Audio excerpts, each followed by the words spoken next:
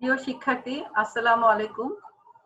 আমরা আমাদের আজকে প্রি টেস্টের সিলেবাসের কি প্রবন্ধ পড়াবো। প্রবন্ধটি হচ্ছে ডক্টর আনিসুজ্জামানের জাদুঘরে কেন যাব।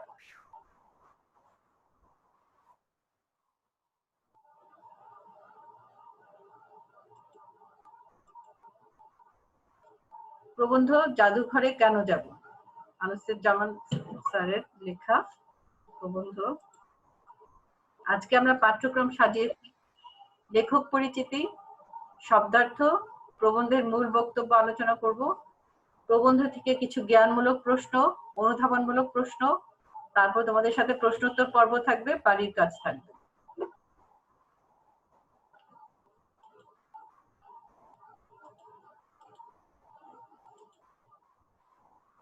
লেখক পরিচিতি দেখো, লেখকের নাম আনিসুজ্জামান, জন্ম 18 ফেব্রুয়ারি 1937 খ্রিস্টাব্দ, জন্মস্থান কলকাতা, পিতা ডক্টর ATM মোয়াজ্জম, মাতা সৈয়দা খাতুন। শিক্ষা জীবন ঢাকা বিশ্ববিদ্যালয় থেকে বাংলায় স্নাতক সম্মান, স্নাতকোত্তর ও PhD ডিগ্রি লাভ করেন। এছাড়া তিনি উচ্চতর শিক্ষা লাভ করেছেন শিকাগো ও লন্ডন বিশ্ববিদ্যালয় থেকে। ওনার উল্লেখযোগ্য গ্রন্থ হচ্ছে মুসলিম মানস ও বাংলা সাহিত্য, মুসলিম বাংলার সাময়িক পত্র, 18 শতকের চিঠি, পুরনো বাংলা গদ্য, বাঙালি নারী, বিপুলা পৃথিবী ইত্যাদি। কর্মজীবন দেখো, চট্টগ্রাম বিশ্ববিদ্যালয় ও ঢাকা বিশ্ববিদ্যালয়ে অধ্যাপনা করেছেন। তিনি ঢাকা বিশ্ববিদ্যালয়ে এমিরেটাস অধ্যাপক ছিলেন। এমিরেটাস অধ্যাপক হচ্ছে যিনি রিটায়ারমেন্টের পরেও যাকে সম্মান সূচক ভাবে তার শেষ পদবি যে ছিল সেটাকে রাখা হয়, তাকে বলা হয় এমিরেটস। উনি 21শে পদক, বাংলা একাডেমি পুরস্কার, আতাউল সাহিত্য পুরস্কার, ভারত সরকার প্রদত্ত পদ্মভূষণ, কলকাতা রবীন্দ্র ভারতী বিশ্ববিদ্যালয় থেকে সাম্মানিক ডিলিট, 2018 সালে জাতীয় অধ্যাপক হিসেবে স্বীকৃত। ওনার মৃত্যু হয়েছে মাত্র কিছুদিন আগে, তোমরা জানো, ঢাকায় 14ই মে 2020 খ্রিস্টাব্দ, 83 বছর বয়সে ওনার মৃত্যু হয়েছে। তারপরে দেখো, শব্দার্থগুলো অনেক বড় বড়, আমি শুধু উল্লেখযোগ্য শব্দার্থগুলো দিয়েছি, অর্থগুলো আমি তোমাদের বলছি, এখানে অর্থগুলো লিখি নাই যেহেতু অর্থগুলো সবগুলো অনেক বড় বড়।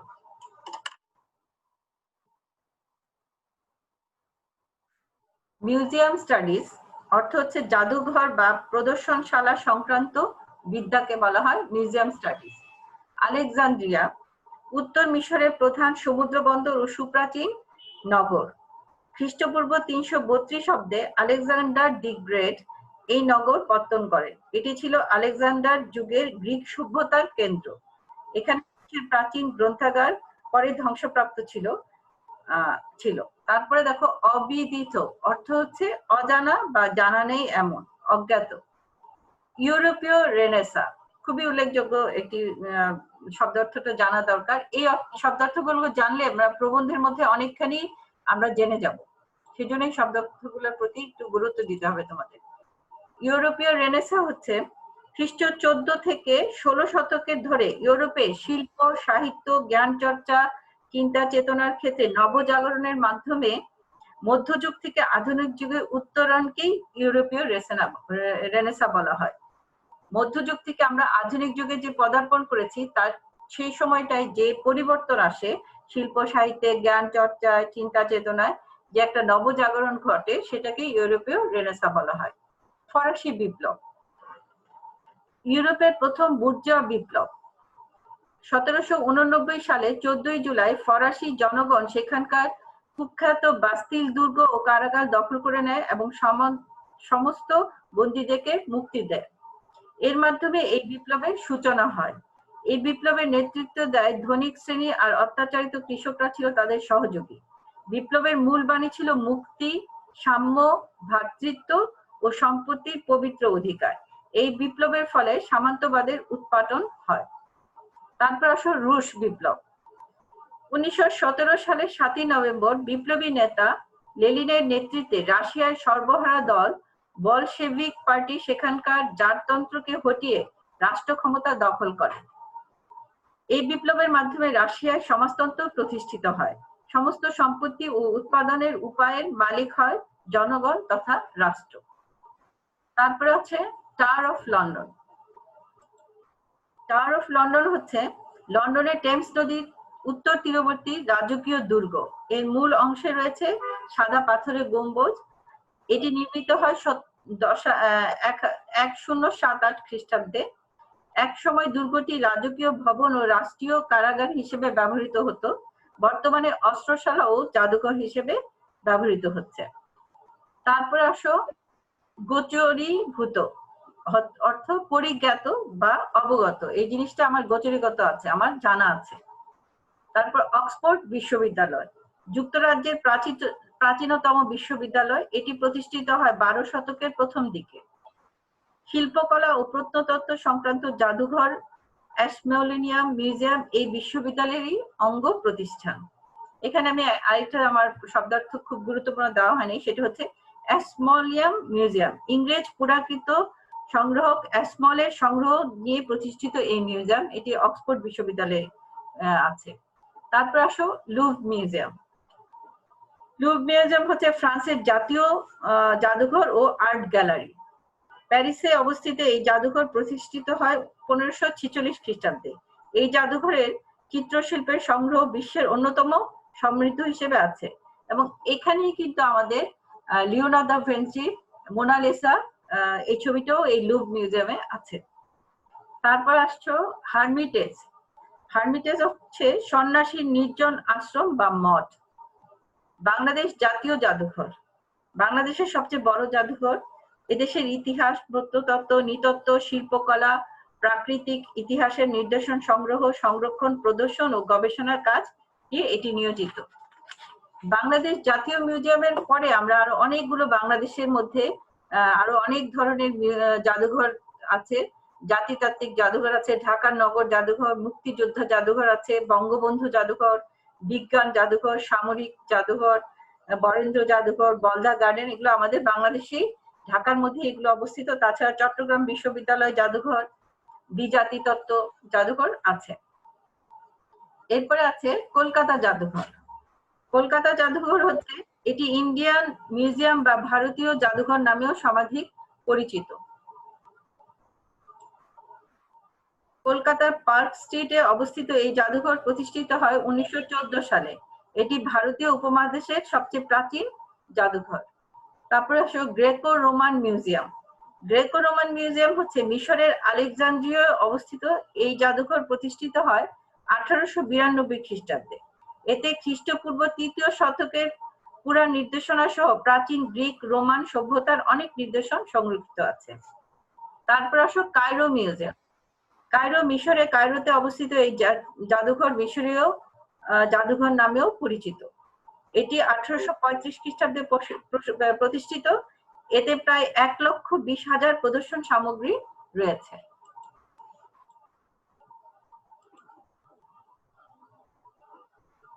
এখানে দেখো আমি কয়েকটা ছবি তোমাদের জন্য রেখেছি।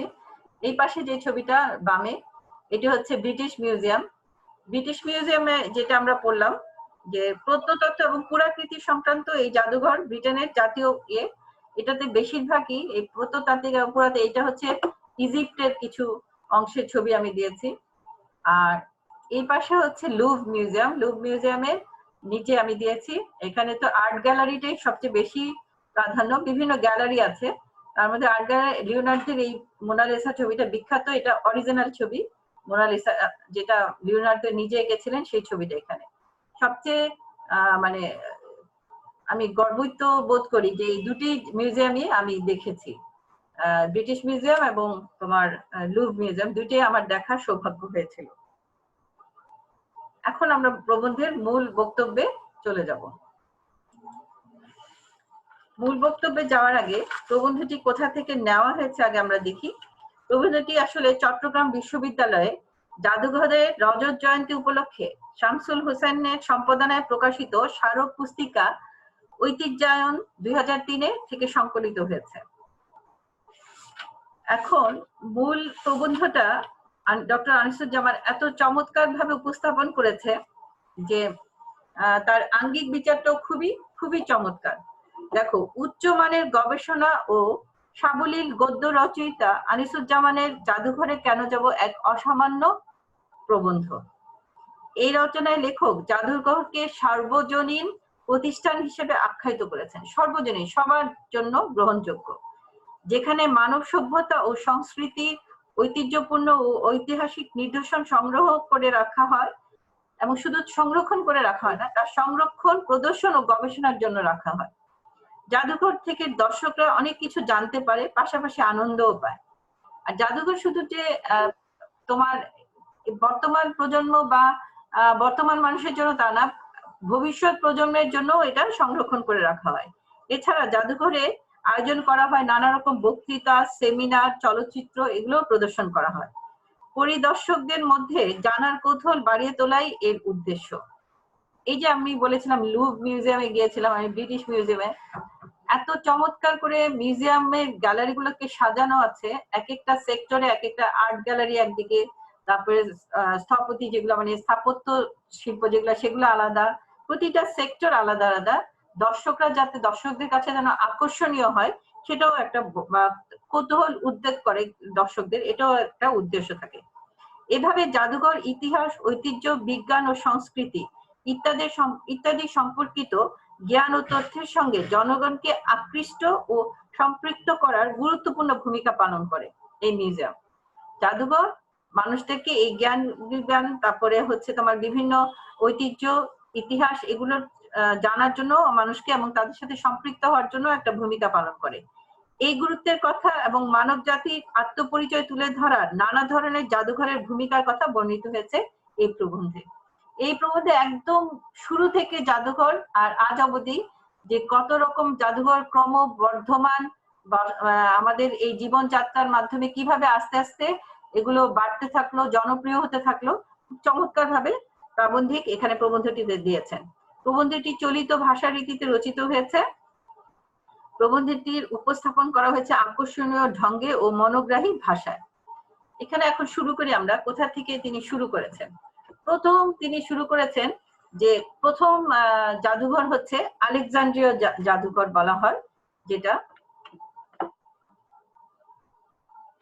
একটা মিনিট, আচ্ছা, আলেকজান্দ্রীয় জাদুঘর কিন্তু খ্রিস্টপূর্ব ৩য় শতাব্দী বা তার কাছাকাছি সময়, ঠিক নির্দিষ্ট সময় বলা যাচ্ছে না, সেই সময় প্রতিষ্ঠিত হয়েছিল। তখন কিন্তু কোনো জাদুঘর তত্ত্ববিদ কেউ ছিল না, কোনো বিশেষজ্ঞ কেউ ছিল না। কি প্রেরণা থেকে যে ওই জাদুঘরটা তৈরি করা হয়েছিল এবং যারা দেখতে যেত তারাই বা কেন যেত, সেটা আসলে আমাদের কাছে এখন চিন্তার বিষয় বা ভাববার বিষয়। প্রথম জাদুঘর ছিল নির্দেশন, সংগ্রহশালা ও গ্রন্থাগার, ছিল উদ্ভিদ উদ্যান, উন্মুক্ত চিড়িয়াখানা। তবে এটা নাকি ছিল মুখ্যত দর্শন চর্চা কেন্দ্র, দেখার জন্য এটা মূলত তৈরি করা হয়েছিল। এ থেকে আমাদের মনে দুটি ধারণা জন্মে। একটি হচ্ছে জাদুঘর গড়ে তোলার হয়েছিল প্রতিষ্ঠাতার রুচি মাফিক, যে করেছে তার রুচি অনুযায়ী হয়েছে, এবং দর্শকরা সেখানে যেতেন নিজেরা নিজেদের ইচ্ছার মানে পছন্দের জিনিসগুলো দেখার জন্য। আবার হয়তো কেউ কেউ ঘুরে ঘুরে সবটাও দেখতেন। তাহলে সেই আলেকজান্দ্রীয় মিউজিয়াম বা জাদুঘর যখন তৈরি হয়েছিল তখন কোনো জাদুঘর তত্ত্ববিদ ছিল না, বিশেষজ্ঞ ছিল না, ব্যক্তি মানুষের ইচ্ছাতেই এটি তৈরি হয়েছিল। এবং তখন মানুষ কিন্তু দেখতেও যেত সেই জাদুঘর। সেটা মূলত ছিল বেশটাই ছিল দর্শন চর্চা, সেটা দর্শনের জন্যই ছিল। তারপরে দেখো, এটা প্রাচ্য দেশে এমন সংগ্রহের কথা অজানা ছিল না, তবে ইউরোপীয় রেনেসার পর পাশ্চাত্য দেশে এই ধারণার প্রয়াস অনেক বৃদ্ধি। আমরা ইউরোপীয় রেনেসার কথা পড়েছি। ইউরোপীয় রেনেসা হচ্ছে যে মধ্যযুগ থেকে আমরা আধুনিক যুগে পদার্পণের জন্য যে একটা আমূল পরিবর্তন এসেছিল শিল্প, সাহিত্য, জ্ঞান, বিজ্ঞান সমস্ত কিছুতে। ওই রেনেসার পরে আমরা দেখি যে পাশ্চাত্যে এই ধরনের জাদুঘর করার প্রবৃত্তি অনেক বেশি বেড়ে যায়। এরকম ব্যক্তিগত বা পারিবারিক জাদুঘর কখনো কখনো জনসাধারণ সামান্য প্রবেশ মূল্য দিয়ে ঢুকতে পারতো, তবে অধিকাংশ ক্ষেত্রেই তা সকলের জন্য খোলা থাকতো না। এটা ব্যক্তিগত উদ্যোগে করা হতো, তো এর জন্য অল্প টাকা দিয়ে কেউ কেউ ঢুকতে পারতো। আবার কিছু কিছু ব্যক্তি ছিল যেটা তারা এটা সকলের জন্য এটা উন্মুক্ত করেন নাই। এগুলো সাধারণত গড়ে ওঠা হয়েছিল কিভাবে দেখো, রাজরাজারা বা সামন্ত প্রভুরা যেসব সংগ্রহশালা গড়ে তুলতেন তাতে হয়তো ওইসব মহাশয়দের শক্তি, সম্পদ ও গৌরবের ঘোষণা থাকতো। এখানে কে কত প্রভাবশালী, যেমন আমরা ব্রিটিশ মিউজিয়ামে কিন্তু নেপোলিয়নের একটা পার্ট ছিল, দেখেছিলাম যে তার ডাইনিং রুম, তার ড্রয়িং রুম, এগুলা সবগুলো ওখানে খুব সুন্দর করে কি ব্যবহার করতো পাত্র বিশেষ সেগুলো ছিল।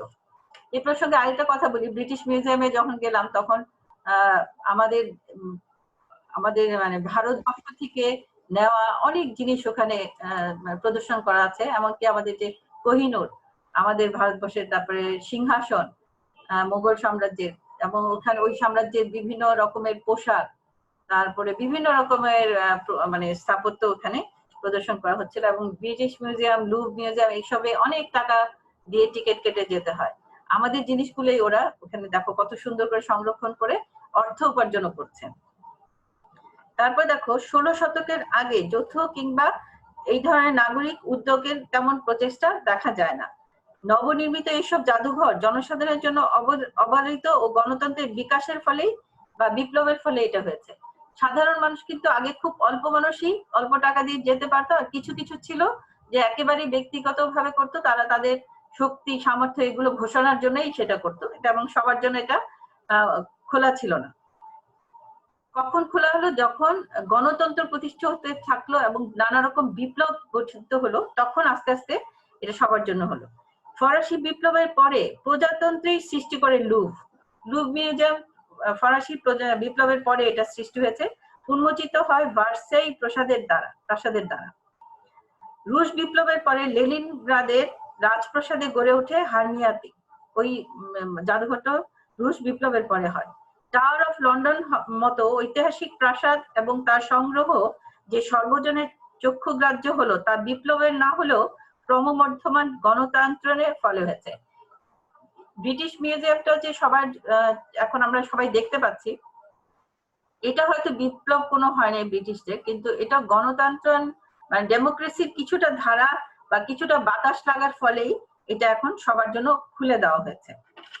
এই ধরনের ব্যক্তিগত বা ব্যক্তির ইচ্ছা অনুযায়ী যেসব জাদুঘর তৈরি হয়েছিল, সেগুলো আবার অনেক সময় ব্যক্তিরা জনসাধারণের কাছে খুলে দেওয়ার জন্য প্রেরণা বোধ করলেন, এবং কখনো কখনো এইসব ব্যক্তিগত সংগ্রহের দায়িত্বভার রাষ্ট্র নিতে থাকলো। যে আমাদের যেমন বঙ্গবন্ধু মিউজিয়াম ব্যক্তিগত উদ্যোগে, কিন্তু এটা কিন্তু রাষ্ট্র দেখাশোনা করছে। তো এরকম ব্যক্তিগত কিছু মিউজিয়াম বা জাদুঘর আছে যেগুলোকে আমরা সবার জন্য উন্মুক্ত করার জন্য, সেটা আবার অনেকে ব্যক্তিগত জাদুঘরকে রাষ্ট্রের কাছেও হস্তান্তর করে দেয়, যেটা আরো সমৃদ্ধ করার জন্য, আরো বেশি দিন টিকে রাখার জন্য। এরপরে দেখো এই যে নানা রকম বিপ্লব হলো, ফরাসি বিপ্লব, ইউরোপীয় রেনেসাঁ, তারপর রুশ বিপ্লব, এরপরে আস্তে আস্তে কিন্তু এই জাদুঘরটা অনেক বেশি জনপ্রিয় হয়ে থাকলো প্রতিটা দেশ এবং মানুষের কাছে। প্রতিটা দেশ তাদের শিল্প, ঐতিহ্য, ইতিহাসকে সংরক্ষণের জন্য জাদুঘর প্রতিষ্ঠা করার ব্যাপারে আরো বেশি আগ্রহী হলো। তবে গত 30 বছরে ব্রিটেনের জাদুঘরের সংখ্যা দ্বিগুণ হয়েছে, যদিও ব্রিটিশ মিউজিয়ামের সমতুল্য দ্বিতীয়টি আর হয়নি। অনেক হয়েছে, কিন্তু ব্রিটিশ মিউজিয়াম আসলে একটা বিশাল মানে বিরাট একটা স্থাপনা, এবং এর ভিতরের যে সব জিনিসগুলো সংরক্ষণ আছে সেগুলোর তুলনায় হয়তো ওরকম বড় আর হয়নি। আজ ভিন্ন ভিন্ন বিষয়ে জাদুঘর গড়ে তোলার প্রচেষ্টা প্রবল। আমাদের দেশের দিকে তাকালেই তো আমরা দেখতে পারি যে কত রকমের জাদুঘর আমাদের দেশেই আছে। জাতিতত্ত্ব, তাত্ত্বিক, তারপরে ঢাকা নগর, তারপর মুক্তিযুদ্ধ, বঙ্গবন্ধু, বিজ্ঞান, সামরিক, তারপর বরেন্দ্র, বলদা গার্ডেন, এরকম নানা আমাদের দেশেই আমরা দেখি। তো এরকম ইউরোপে বা অন্যান্য দেশেও কিন্তু নানা ধরনের বিষয়বস্তুর উপর নির্ভর করে জাদুঘর প্রতিষ্ঠিত হচ্ছে। কি কি দেখো, প্রত্নতত্ত্ব ও ইতিহাস, মানব বিকাশ ও নৃতত্ত্ব, বিজ্ঞান ও প্রযুক্তি, স্থানীয় ইতিহাস ও সংস্কৃতি, সামরিক ইতিহাস, পরিবহন ব্যবস্থা, বিমান যাত্রা, মহাকাশ, ব্যক্তি বিশেষের জীবন ও সাধনা সম্পর্কিত জাদুঘর বহু দেশে প্রতিষ্ঠিত হয়েছে। জাদুঘর বলতে আজ আর ব্রিটিশ মিউজিয়াম, লুভ বা হার্মিয়াতের মতো বিশাল প্রাসাদ বোঝায় না। জাদুঘর আগে যেরকম আমরা জাদুঘর মনে হলে আলেকজান্দ্রিয়া, লুভ, ব্রিটেনের যে ব্রিটিশ মিউজিয়াম, এগুলোর কথা ভাবতাম, এখন তা না। এছাড়াও আরো বহু উন্মুক্ত জাদুঘর জিনিসটা এখন খুবই জনপ্রিয়, উন্মুক্ত মিউজিয়াম যেটা। এমনকি বিশ্ববিদ্যালয়ের গ্রন্থাগার ভবনের একাংশে অবস্থিত ছোট আকারের যে জাদুঘর আছে তাকেও গুরুত্ব দেওয়া হয়, তার গুরুত্ব কোনো অংশে কম না। তারপরে আসো, এই প্রসঙ্গে লেখক চমৎকার একটি করেছেন যে উনি যখন জাদুঘরে একটা সাধারণ লক্ষ্য করেছে, ঢাকায় আমাদের জাতীয় জাদুঘরের প্রথম ভবনের ভিত্তি স্থাপন করেছিলেন তৎকালীন পূর্ব পাকিস্তানের গভর্নর আব্দুল মোনায়েম খান। তার সাথে তিনি যখন আমাদের লেখকও ছিলেন সেই অনুষ্ঠানে, মোনায়েম খান যখন বিভিন্ন রকমের বক্তৃতা দিচ্ছিলেন তিনি প্রতিবারই মিউজিয়াম শব্দটা বলছিলেন। তখন লেখক ভাবছিলেন যে এখানে জাদুঘর লেখা সত্ত্বেও উনি কেন বারবার মিউজিয়াম বলছেন। চক্রের সময় ওনাকে বলা হলো, ডক্টর আনিসুজ্জামান স্যারকেই বলা হলো যে আপনার সাথে গভর্নর মোনায়েম খান কথা বলবেন। মোনায়েম খান তখন বললেন যে তোমরা কেন জাদুঘর লিখছো, মিউজিয়ামকে কেন তোমরা জাদুঘর লিখছো? তো উনি বললেন যে বাংলা জাদুঘর হচ্ছে মিউজিয়ামের বাংলা প্রতিশব্দ হচ্ছে, মানে বাংলা প্রতিশব্দই হচ্ছে জাদুঘর। তখন গভর্নর খুব রেগে গেলেন, বললেন যেখানে আল্লাহর কালাম রাখা আছে তা কি জাদু? আল্লাহর কালাম বলতে তার মনে বোধহয় ছিল চমৎকার তুগরা হরফে লেখা নুসরাত শাহের আশরাফপুর শিলালিপি, 16 শতকের এক মসজিদ প্রতিষ্ঠার বৃত্তান্ত সংবলিত প্রস্তরঘর। সেটা রাখা হয়েছিল সকলের চোখে পড়ার মতো জায়গায়। যা হোক, গভর্নর প্রশ্নের জবাবে তখন উনি থতমত খেয়ে বললেন, ওই অর্থে জাদু নয়, বিস্ময় জায়গায় বলে জাদু, মা যেমন সন্তানকে বলে ওরে আমার জাদু রে। অবশ্য এই কথাটা ওনার খুব বেশি সাথে সম্পৃক্ত হয়নি, ব্যাখ্যার পরের অংশটা যথার্থ কিনা শেষ বিষয়ে এখন সন্দেহ হয়। তবে আমার বাক্য শেষ করার আগেই গভর্নর হুঙ্কার দিলেন, বললেন না, জাদুঘর বলা চলবে না, মিউজিয়ামই বলতে হবে। আসলে এখানেও দেখো যেটা বললো যে গভর্নরের সামনে যে থেকে চলে আসার পরে ওনার মনে হলো যে কেন জাদু শব্দটা তো আসলে ফরাসি, এটা কেন আমি বললাম না। আসলে সবচেয়ে বড় কথা হচ্ছে মিউজিয়ামে যখন মানুষ যায় তখনও কিন্তু মানুষ তার স্বতন্ত্রকে খুঁজে, নিজস্বতা আছে কোথায়। লেখক নিজেও যখন বাংলাদেশ জাতীয় মিউজিয়ামে গেছিলেন তখনও তিনি তার নিজস্বতা বা আমাদের গোড়ার ইতিহাস আমরা খুঁজতে চাই। এখানে মোনায়েম খানও ওই দ্বিজাতি তত্ত্বে বিশ্বাস করতেন এবং তিনি মুসলিম অংশগুলোই তার চোখে বেশি পড়েছিল। যাই হোক, তারপরে মিউজিয়াম সম্পর্কে তিনি অনেক কথাই বলেছেন। তারপর বলেছেন যে তারপরেও যারা মনে করে যে কেন মিউজিয়ামে যাব, তাদেরকে বলা হচ্ছে যে ঠিক আছে, তোমাদের যদি এই এত শিল্প সাহিত্যের প্রতি আগ্রহ বোধ না থাকে, জানার আগ্রহ না থাকে, তাহলে তারা যদি বলে যে আমরা কেন যাবো, তাহলে তাদেরকে বলা হচ্ছে তোমরা না গেলেও পারো।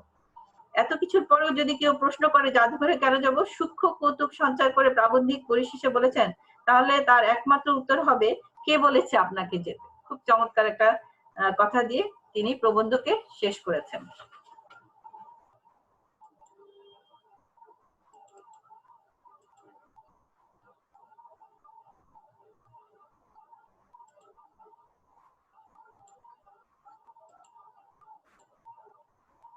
তোমাদের কি বুঝতে কোনো অসুবিধা হচ্ছে? শুনতে পাচ্ছ?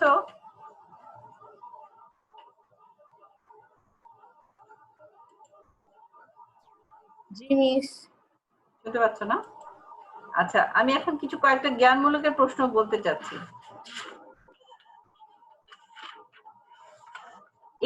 এই প্রশ্নগুলো তোমরা জাস্ট উত্তর দেওয়া লাগবে না, তোমরা খালি দাগিয়ে রাখতে পারো বা লিখে রাখতে পারো। এগুলো হচ্ছে জ্ঞানমূলকের জন্য গুরুত্বপূর্ণ। আলেকজান্দ্রিয়া নগরে পত্তন করেন কে? ব্রিটিশ মিউজিয়াম প্রতিষ্ঠা হয় কত শতকে? আমি কি উত্তরগুলো বলে দিব?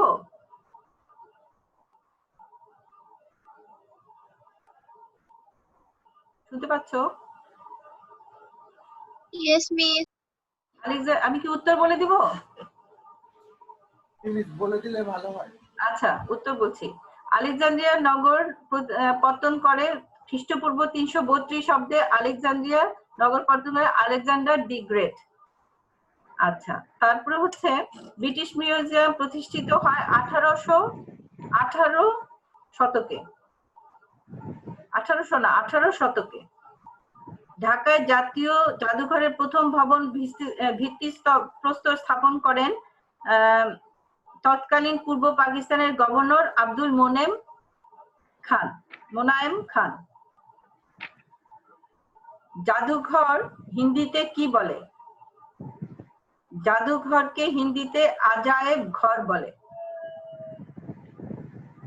ইংল্যান্ডের ইতিহাসে অনেকখানি ধরা পড়ে কোথায়? ইংল্যান্ডের ইতিহাসের অনেকখানি ধরা পড়ে ব্রিটিশ মিউজিয়াম এবং টাওয়ার অফ লন্ডনে। ফরাসি বিপ্লবের ফলে কিসের উৎপাদন হয়? ফরাসি বিপ্লবের ফলে সামন্তবাদের উৎপাদন হয়। টাওয়ার অফ লন্ডন নির্মিত হয় কত খ্রিস্টাব্দে? টাওয়ার অফ লন্ডন নির্মিত হয় 1078 খ্রিস্টাব্দে। অ্যাশমোলিয়াম মিউজিয়াম কোথায় অবস্থিত? অ্যাশমোলিয়ান মিউজিয়াম অক্সফোর্ড বিশ্ববিদ্যালয়ে অবস্থিত। নৃতত্ত্বকে ইংরেজিতে কি বলা হয়? অ্যানথ্রোপোলজি। এখন আসো আমরা কয়েকটা জ্ঞানমূলক প্রশ্ন দিব। জ্ঞানমূলক হয়ে গেছে, অনুধাবনমূলক প্রশ্ন দিব। অনুধাবন প্রশ্নগুলো দেখো। ফরাসি বিপ্লব বলতে কি বোঝো? বর্ণনা করো। ফরাসি বিপ্লব বলতে কি বুঝো? বর্ণনা করো।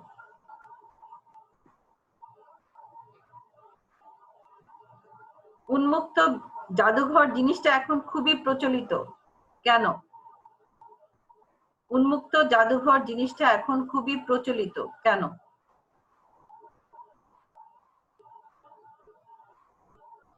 3 নাম্বার, মিউজিয়াম স্টাডিজকে কেন একটি স্বতন্ত্র বিদ্যায়তনিক শৃঙ্খলা বলা হয়?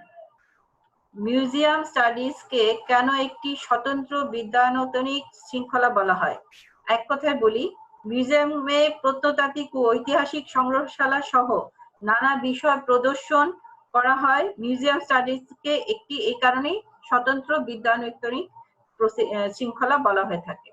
এই 3টি অনুধাবন প্রশ্ন থাকলো।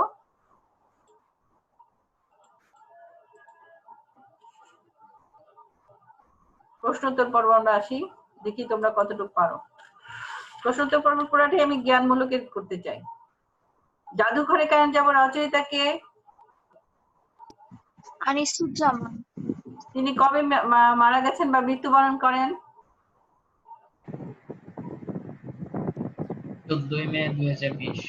হ্যাঁ, 14 মে 2020, মাত্র কয়েকদিন আগে। আচ্ছা, তারপরে বলো, কত শতকে ব্রিটেনে প্রথম পাবলিক মিউজিয়াম গড়ে উঠেছে? 18 শতকে। 17 শতকে প্রথম পাবলিক মিউজিয়াম 17 শতকে হয়েছে।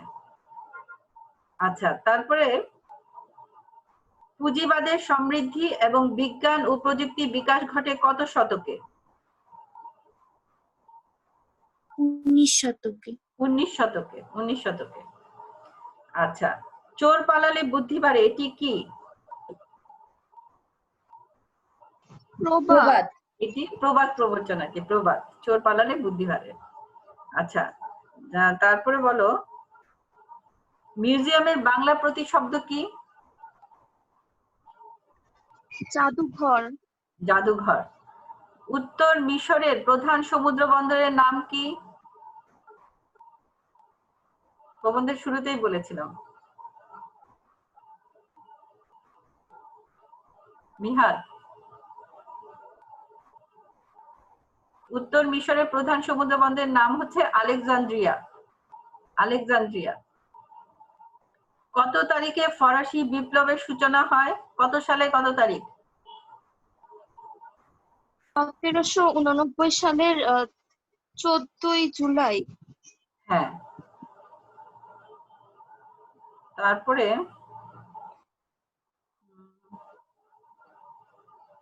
রুশ বিপ্লব। আচ্ছা, তারপরে বলতো, বিপ্লবী নেতা লেনিনের নেতৃত্বে সংগঠিত দলের নাম কি ছিল? এটাও আমি বলেছি। Bolshevik party. Bolshevik party. Bolshevik party, very good.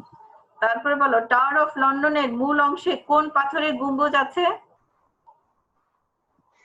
সাদা পাথরের। সাদা পাথরের গম্বুজ আছে। যুক্তরাজ্যের প্রাচীনতম বিশ্ববিদ্যালয়ের নাম কি? অক্সফোর্ড বিশ্ববিদ্যালয়। হ্যাঁ, অক্সফোর্ড আচ্ছা, এই প্রসঙ্গে মজার কথা বলি, আমি তো আসলে 2004-এ ইউরোপে বেড়াতে গিয়েছিলাম, প্রায় 8টা দেশ ঘুরেছি, ইংল্যান্ডেও ছিলাম। অক্সফোর্ড আমরা মনে করি, আমার ধারণা ছিল, জানি না তোমাদের ধারণা কতটুকু, আমি ভাবতাম ঢাকা ইউনিভার্সিটি বা জাহাঙ্গীরনগর ইউনিভার্সিটির মতো একটা ইউনিভার্সিটি হবে মনে হয় অক্সফোর্ড বিশ্ববিদ্যালয়। আসলে কিন্তু তা না, অক্সফোর্ড বিশ্ববিদ্যালয় অনেকগুলো কলেজকে মিলিয়ে একটা বিশ্ববিদ্যালয়, পুরো একটা এরিয়াই অক্সফোর্ড বিশ্ববিদ্যালয়। এবং এখানে কিং কলেজ, তারপরে কুইন কলেজ, এরকম নানা ছোট ছোট ছোট ছোট অনেকগুলো কলেজ আছে, সবগুলো মিলেই অক্সফোর্ড বিশ্ববিদ্যালয়। তারপরে ক্যামব্রিজেও গিয়েছিলাম, তবে ক্যামব্রিজটা আমার কাছে বেশি সুন্দর লেগেছে, প্রাকৃতিক সৌন্দর্য এত সুন্দর ক্যামব্রিজে বলার মতো না।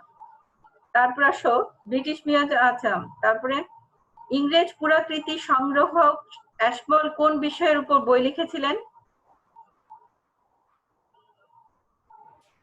রসায়ন ও পুরাকৃতি বিষয়ে। রসায়ন ও পুরাকৃতি বিষয়, ভেরি গুড।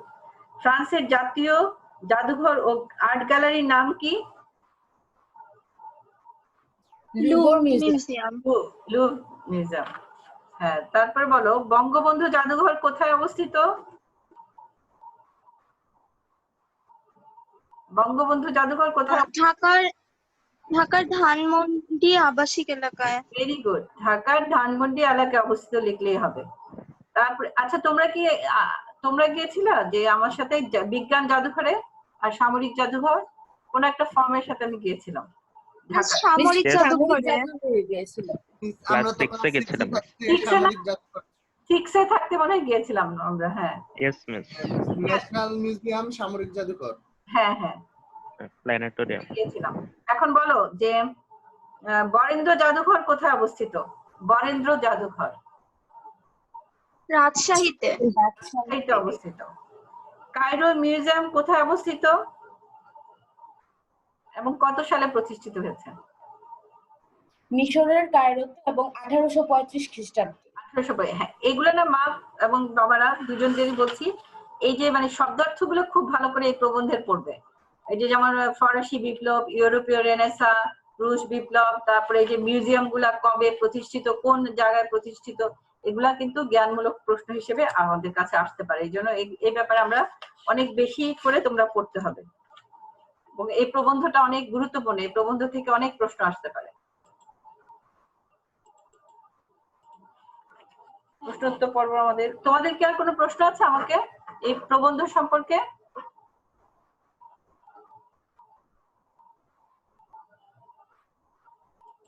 প্রবন্ধ সম্পর্কে আর কোনো প্রশ্ন আছে তোমাদের?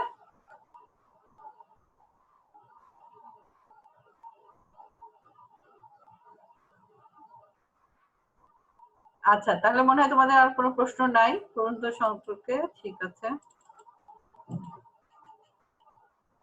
বাড়ির কাজ দিয়ে দিচ্ছি। জাদুঘরের সঙ্গে গণতন্ত্রের সম্পর্ক কি?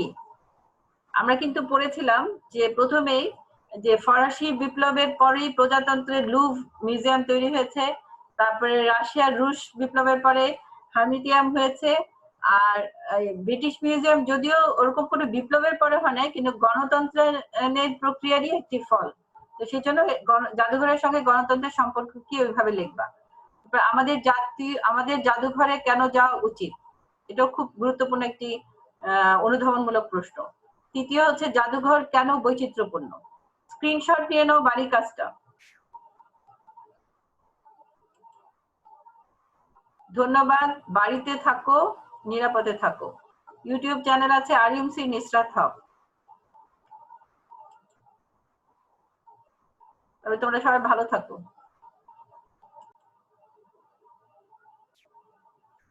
আর কোনো প্রশ্ন আছে?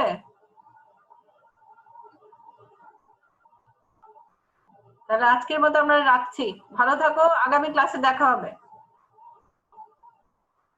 আসসালামু আলাইকুম মিস। ওয়ালাইকুম সালাম। ওয়ালাইকুম সালাম, ভালো থাকো। আপনিও ভালো থাকবেন। ভালো থাকো।